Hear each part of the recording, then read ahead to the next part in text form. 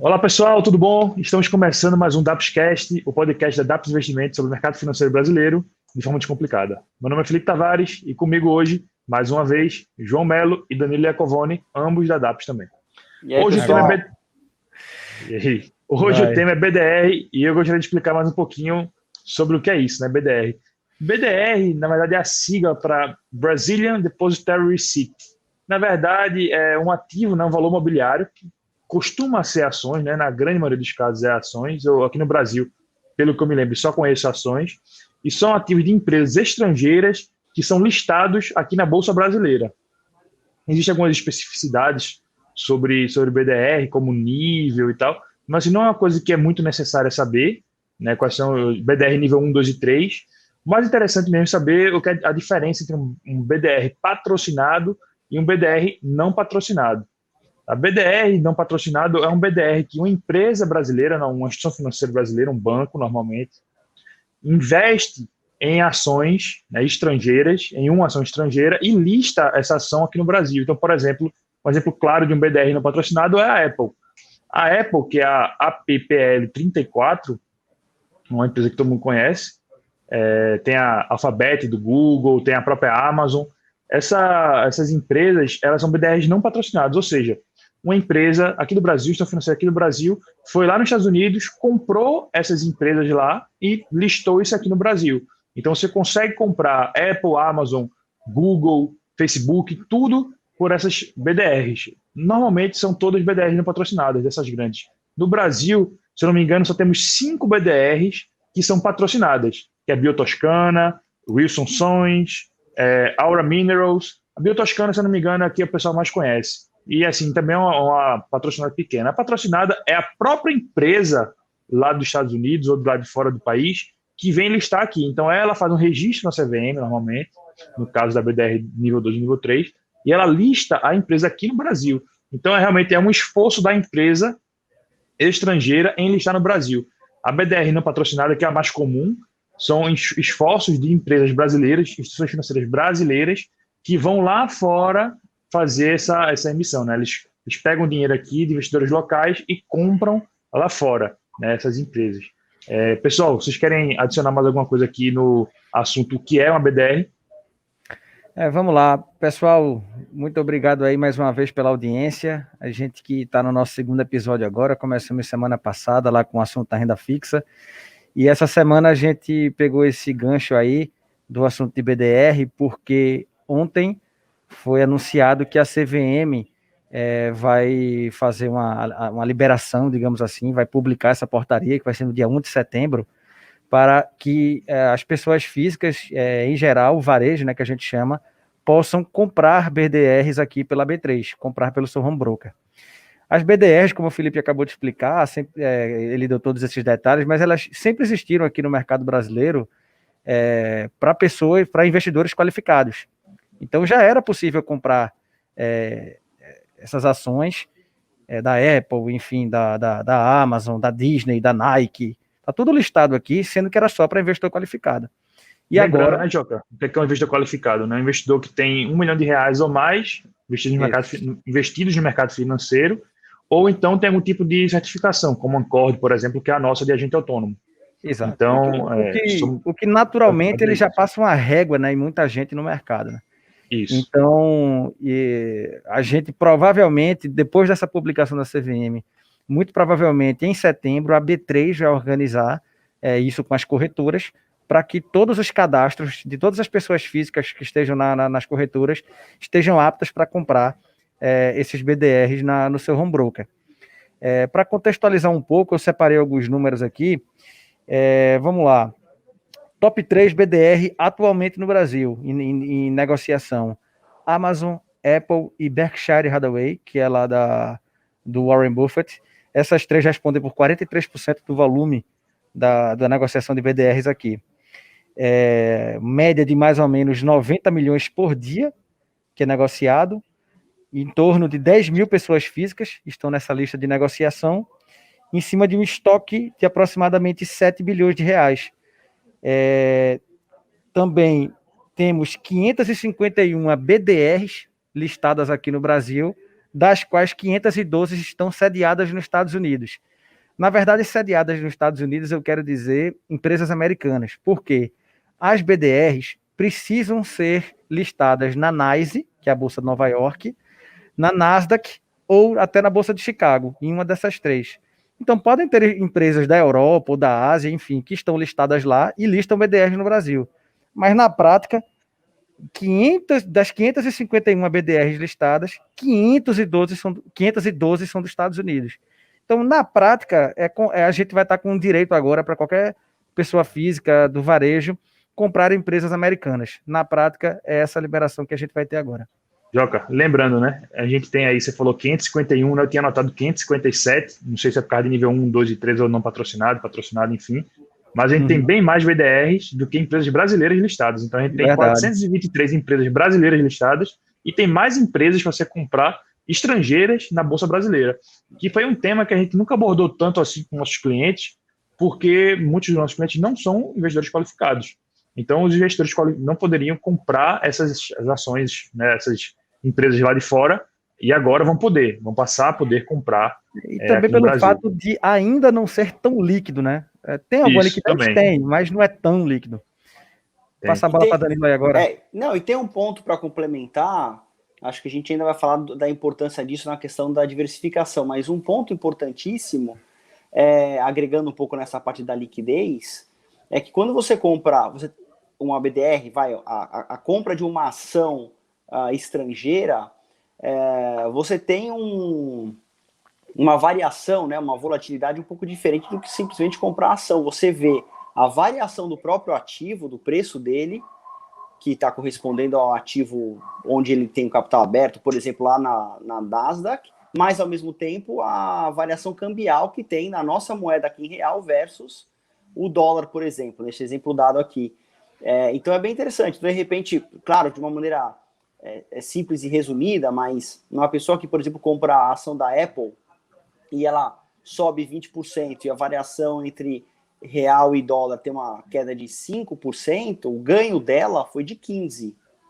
Isso é importante o investidor entender como é interessante essa movimentação, e por isso o tema que a gente está colocando aqui, que a CVM liberou, porque é importante essa questão de diversificação na carteira, você começar a ter uma forma de poder fazer investimentos de uma maneira mais simples do que, por exemplo, abrir conta em corretora específica para comprar uma ação lá fora. Agora fica muito mais acessível, muito prático, e da mesma forma contando com a assessoria nossa, ajuda, o que quer que seja, para você compor a carteira de acordo com o seu perfil. Com certeza, um quesito aí importante é isso aí, esse risco cambial que a gente chama, né? Que pode ser você pode considerar um risco ou um benefício, né? Você vai ter uma parte do seu patrimônio aí atrelada a uma moeda forte, que é o dólar. Então, você vai ter aí, além da valorização da ação ou desvalorização, você também vai ter a valorização ou desvalorização cambial. E aí, assim, eu considero isso aí um ponto positivo, porque você vai estar conseguindo diversificar sua carteira em outros ativos, né? Que nem o João falou, assim, geograficamente você está saindo do Brasil, então está tendo outro risco político, outro risco setorial, outro risco de tudo, mas ao mesmo tempo você também está tendo risco em outra moeda. Então, você com essa diversificação, você consegue trazer isso aí, virar uma carteira um pouco mais eficiente. Você consegue transformar essa carteira dessa forma. Eu acho importante também, assim, a questão de exploração de novos setores, né?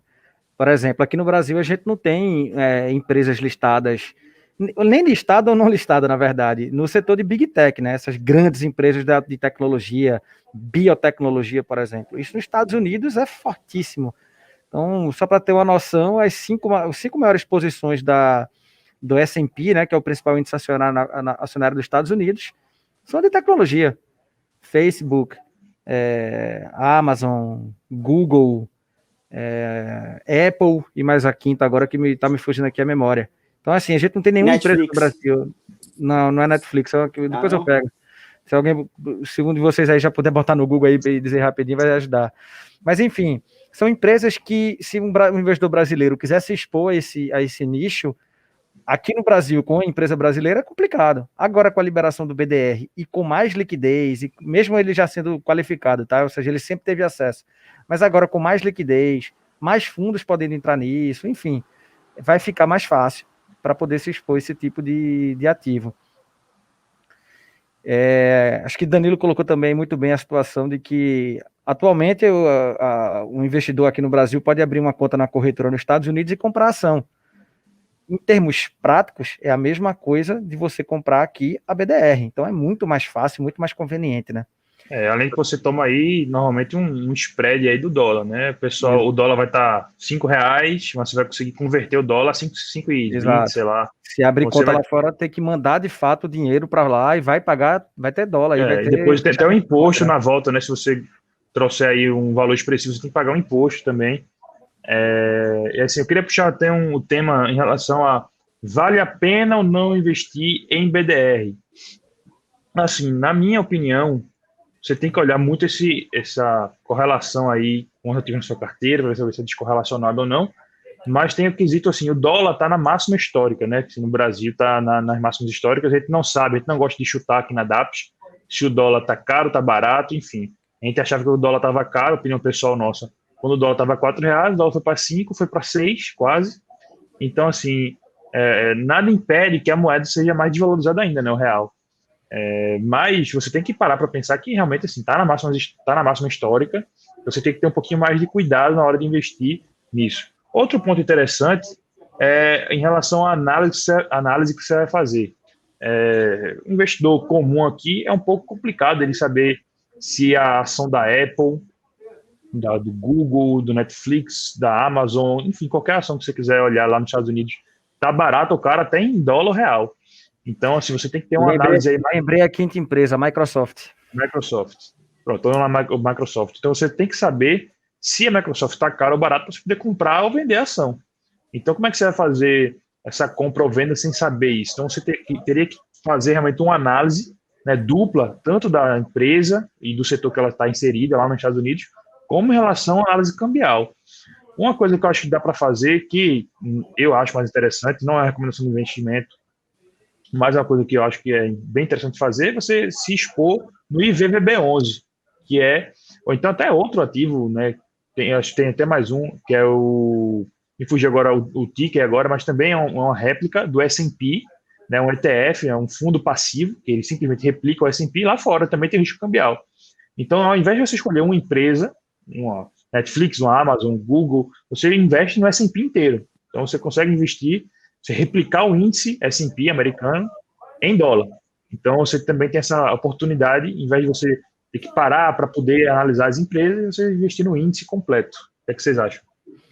Eu concordo, Felipe. Eu acho interessante para a pessoa física que quer buscar esse tipo de diversificação, que é bastante saudável para a carteira, né, para o portfólio.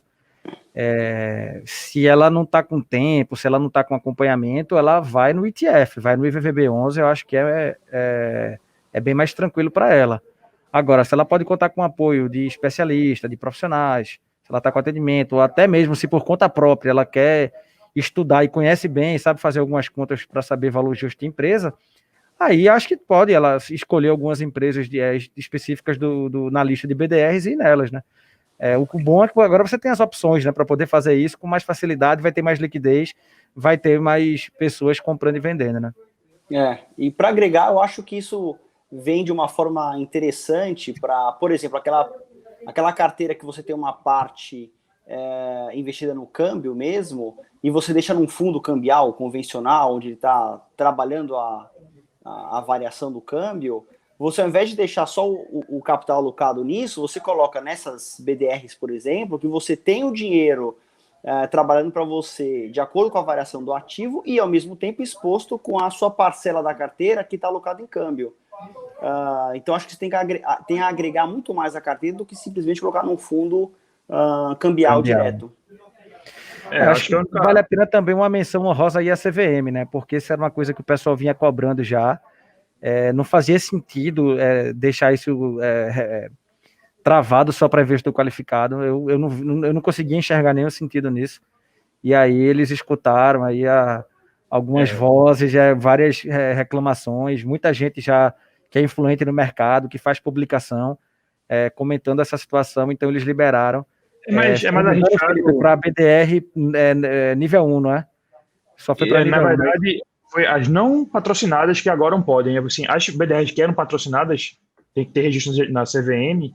a nível 2 e nível 3, você já poderia comprar. Mas já era quase nenhuma, né? Quase nenhuma. Tem 5, se eu não me engano, no Brasil. Ou seja, na prática, nada. Nada. E na BDR nível 1, que não tem registro CVM, continua, se eu não me engano, apenas para instituições financeiras. Você poder comprar, ou seja, investidores institucionais. Não pode comprar qualquer um ainda, mas assim, tem o grosso das BDRs, que é Apple, Amazon, as BDRs que as pessoas querem comprar, são BDRs não patrocinadas. E agora essas que viraram para investidores gerais e não só qualificados. E eu acho que isso também pode ser um benefício de trazer à tona a discussão de o que é um investidor qualificado ou não. Né? Trazer isso de volta à discussão do mercado aí. Porque é um ponto que a gente gosta de bater, uma pessoa que tem 1.500.000 reais é um investidor qualificado, e a pessoa que tem 750 mil não é. Por quê? A pessoa que tem 750 mil pode ter muito mais conhecimento sobre o mercado do que aquela que tem 1,5 milhão. Até a pessoa que tem bem menos que isso pode ter mais conhecimento do que aquela que tem 1,5 milhão. Então, eu acho que não faz muito sentido você taxar o investidor de poder comprar ou não por ele ter mais ou menos dinheiro. E outra coisa, imagina, você tem 1,5 milhão um dia, aí você compra uma casa de 1 milhão de reais, você tem agora 500 mil, você deixou de ser qualificado por causa disso? Então, eu não vejo muito sentido nessa regra de investidor qualificado que temos hoje no mercado. Ainda bem que foi mais uma regra, uma burocracia que foi quebrada, que agora você pode investir em empresas muito mais sólidas lá fora, muito menos risco, do que você investir em qualquer empresa aqui do Brasil. Então, você investir no Google, na Amazon, no Facebook é menos arriscado do que investir. Só tem que levar em consideração o risco cambial. Vai falar aí, Danilo. O que eu ia falar para complementar o que o Felipe vem dizendo é o seguinte: de toda forma, você investir numa BDR, o investidor e quem nos escuta tem que entender o seguinte: nossa, abri o BDR, eu vou para o supermercado, sair fazendo compra, tem que tomar cuidado. Primeiro, entender que tem um risco diferente do que só o ativo de renda variável, que é a questão cambial, que vai estar atrelada no seu ativo. E a gente sabe que tem uma coisa que no mercado financeiro o pessoal fala, que você quer levar um economista aos maus bocados, é pedir para ele prever onde vai parar o dólar. Basicamente, o dólar a 3,70 estava caro e está 5 e pouco, quer dizer, não dá para ter muita referência nisso, é muita dinâmica no mercado cambial. Então, o investidor que nos escuta, que entende que agora essa movimentação que a CVM fez, que ainda não está liberado para comprar, ela só vai, como o João falou, vai liberar a portaria e tudo mais. Operacionalizar com a B3 e tal. Exato. Que vá com consciência, que vá entendendo onde se enquadra essa parte, a parte da carteira nesse tipo de investimento, que escolha, como o Joca também comentou, os ativos, faça sua própria procura, sua busca, seu estudo nesse determinado ativo, ou procure um especialista, um assessor, por exemplo, para entender um pouco mais como que funciona isso, mas para não achar que simplesmente é comprar mais um ativo, é diferente. Então isso o pessoal tem que ter um pouco de cuidado. Eu tenho até uma história com o BDR que foi ano passado com minha filha. A minha filha tem 5 anos, ano passado nessa época ela estava com 4, e ela tem uma conta na corretora que é vinculado a mim, né? Eu sou o representante dela, digamos, né? Então, eu sou investidor profissional, sou agente autônomo, então tenho esse status. E aí eu pensei que a conta da minha filha tivesse com esse status também, porque, querendo ou não, ela é menor de idade, está vinculada a mim. E aí ela estava com um dinheiro em conta, e eu disse, porra, eu vou comprar BDR para ela, e vou comprar da Disney, que eu quero dar... Eu fui lá, fui ver as contas da Disney, fui no Finance, fiz algumas contas lá, chequei alguns números, empresa sólida pra cacete, diversificada, além dos parques, tem a questão dela de produção, enfim, é uma grande empresa do mundo do entretenimento, de maneira geral, completa. Enfim, decidi comprar Disney para ela. Quando fui comprar, travou investidora não qualificada, né? Aí eu, beleza. Liguei lá na mesa da corretora e expliquei, eu tô comprando, tal, a minha filha tá com cadastro aí, ela não deu travada, mas eu sou o representante dela, né? Mas mesmo assim não dá. Regra da CVM, não pode, CPF dela, que é não qualificado e etc. Então não pode comprar. Isso foi ano passado. Se eu pudesse ter comprado, acho que ela ia estar bem agora, viu? Só pelo dólar, no dólar ela ia ter ganhado um bom dinheiro. Não sei em Disney, depois eu vou fazer essa conta para ver se ela levou porrada. Teria levado porrada, né? Manda uma carta para você ver me reclamando, Joca. Vou fazer uma reclamação dizendo voltem atrás aí. Mas aí vou fazer essa... Quem sabe eu faço essa compra agora em 2020 para ela. E o grande interessante desse movimento que a CVM vem, enfim, tá mexendo, né, e muito, é a oportunidade de dar ao investidor, o investidor geral, mais ativos para poder fazer investimentos, enxergar uma composição melhor de carteira, trabalhar melhor recurso a longo prazo. O fato de você ter opcionalidade de investimentos, isso, no meu ponto de vista, é o que mais mexe nessa movimentação dela. Não está restringindo tanto, e isso ajuda a longo prazo você até mitigar riscos. Imagina o seguinte, como todas essas ações de tecnologia subiram tanto nessa crise, recuperaram muito bem o capital, se você tivesse a oportunidade de alocar parte desses seus recursos aqui, como que estaria a sua carteira? E olha que tem muito investidor que já recuperou e está ganhando muito dinheiro nessa crise. Mas imagina, né, você conseguir alocar a parte do capital nisso, né? A grosso modo, os investidores teriam o IVVB11, que tem parte deles nessas companhias que você citou agora. Mas agora a pessoa pode estar diretamente nelas, né? De uma maneira mais concentrada. Exato. Aí vai partir da escolha de cada um, Exato. vai partir da análise de portfólio, de perfil de risco. É como você bem colocou. O cara tem a opção, tem mais coisa na prateleira agora para se fazer, né? Uhum. Isso. Para os investidores que gostam, né, de fazer valuation, de fazer stock picking, né, que é escolher as ações, eu acho que é uma oportunidade muito boa você ter esse BDR. E para aqueles investidores que não gostam tanto assim, não querem perder tanto seu tempo estudando quais ações colocar na carteira, o VVB11, que sempre esteve aí, continua aí e continua sendo bem interessante para diversificação de carteira. E lembrando, não é uma recomendação de investimento. Pessoal, acho que é isso. Investidores, cuidado aí com BDRs, é um ativo muito interessante, mas tem que levar em consideração o risco do ativo, o risco cambial. Então, olho aberto, e é isso. Analisando aqui o Dapscast. Tchau, Danilo. Tchau, João. Tchau, gente. Tchau, pessoal. Tchau, Felipe, Danilo. Um abraço a todos. Valeu, um abraço.